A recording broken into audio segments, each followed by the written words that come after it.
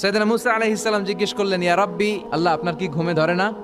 আল্লাহ বললেন, কোনো কথা বলা যাবে না, দুইটা গ্লাসের ভেতরে পানি নাও, পানি ভর্তি গ্লাস নিয়ে তুর পাহাড়ের উপরে দাঁড়াও। সাইয়েদনা মুসা আলাইহিস সালাম দাঁড়ালেন, আল্লাহরে আবার জিজ্ঞেস করলেন, আল্লাহ আমি জিজ্ঞেস করলাম কি আর আপনি করতে বললেন কি? আল্লাহ বললেন, কথা বলো না, যা বলেছি তাই করো। তো মুসা আলাইহিস সালাম কিছু বলতে পারে না, পানি নিয়ে দাঁড়িয়ে রইলেন। মুসা আলাইহিস সালামকে আল্লাহ বললেন, তুমি দাঁড়িয়ে থাকো আর ঘুম রে, বললেন ঘুম তুই মুসারে ধর।